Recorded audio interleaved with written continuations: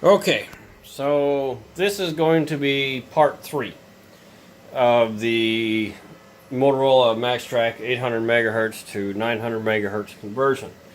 I think I've gone as far as I wanted to go with this, and for as much time as I put into this thing, I think I'm going to call it done, because it is doing more or less what it was supposed to do, and that is receive at 927 megahertz and transmit at 902. So what that means is that this radio here will transmit and talk to repeaters, but this radio will not do simplex operation at 927 megahertz, and also it will not act as a repeater transmitter because it will not transmit at 927, because with common things, your radio is going to receive at 927, but it's going to transmit at 902, or whatever the pair is. Now this HT here, the MTX 9000 or whatever it is, this particular one will receive just fine, but it seems to be happy at 925 as the slowest it'll transmit. I'm sorry, as low as it'll receive. Now it'll transmit everywhere. It'll transmit at 915. It'll transmit, transmits anywhere from 902 to 927. Or 928 anyhow. Anyway, so let's finish this up. So in this mod progress, I did figure out what was going on. Actually, I have absolutely no idea. But I did learn that the logic board, there was something wrong with the logic board, that when I keyed the PTT, it did not activate some additional circuits, activate some other amplifiers in here, and send out the right thing. So the PLL was 50 kilohertz off. It is now right on frequency, which hopefully I didn't screw anything up, and you'll see that. So you see how I finished that up, and the schematic calls for 50 milliwatts or 17 dBm. Oh, crap. Let me get it. Yep, you're going to watch all this.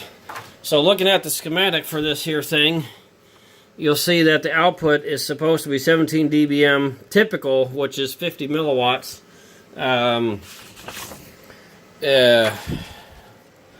But right now it does about half, so we'll key that up, and you'll see me plug in my microphone here, and at 902. Alright, I've been fooled with it in the last hour. There it is. Wait for it to settle. Okay, it's tuned 21 milliwatts, KB9LFZ, and that's what it's doing. So okay, fine. It's on frequency, minus 100 hertz, so that's on spec. I thought I was going to have to replace this crystal. Maybe after it being on for 3 or 4 days it stabilized, because that's exactly what I did. After I made the last video and posted it, I just left the radio on. It's like, well, let's just see what happens. This radio hasn't been powered on since 2005. So, who knows what happened. Maybe just need to get energized for a while. I have no logical explanation for that. Anyway, so when you're doing these mods, you need to make some test jigs, okay? That's the first thing, is know that you're going to be hacking and modifying things. So some other radios that I had, I made a test jig using the same thing that they use here, and then I had it feed what I thought would be good, was a little SMA connector, because I do test other stuff. And then SMA goes into a, oh, I can't get it, but anyway, it goes into a SMA female to BNC female. And then I have a series of adapters that go from the BNC, that has a BNC male to TNC female. Let me disconnect that. Anyway, we'll plug it in.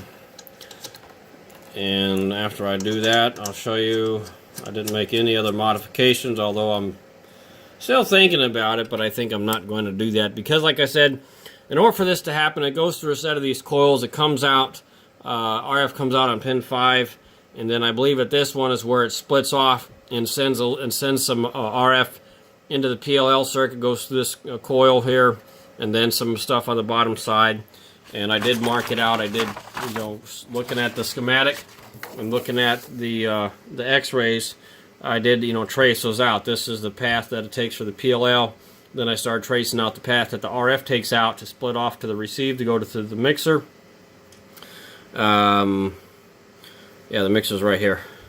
And then to the actual RF path out goes a little couple buffer amplifiers, and then the final out. and so I was going to modify it, and I still might do that eventually. I don't know. But anyhow, you know, these need to get shortened, so that way they'll, you know, be the appropriate lengths. You know, because part of the transmitter spectrum is you want to make sure that your output circuits are matching, because if they're not resonant at your frequency of operation, then you're going to have, you know, this one proponent for spurious stuff. Anyhow, I did not modify the final amplifier board here. I did have to replace this thing. I don't know, maybe when I had taken the board out and put it back in, I didn't put enough of the thermal compound on it.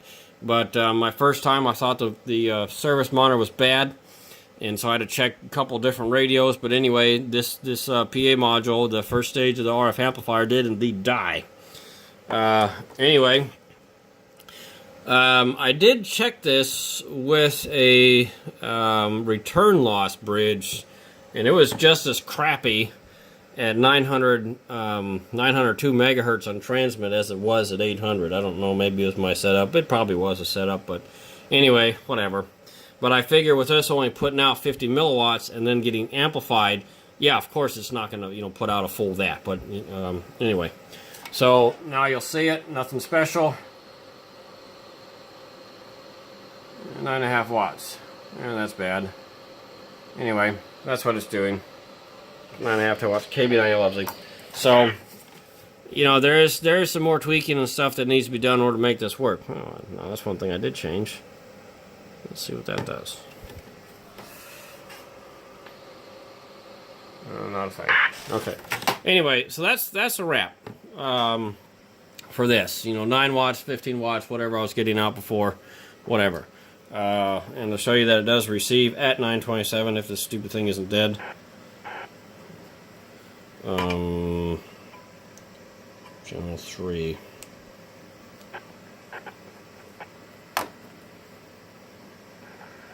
Oh, there it is. Okay. KB9LFZ. Hello test. Hello test. 1 2 3 3 2 1. KB9LFZ. Now remember, this radio is set for narrowband, and these are wideband. That's the other thing with these. You might be able to modify that, but these little circuits here on the underside are meant for, and here's the IF filters, but it's meant for wideband, 5 kilohertz. You know, for transmitting at 5 kilohertz deviation, not for 2.5. So those would have to be adjusted. You just tolerate that. But anyways, this project works. I'm going to call it complete.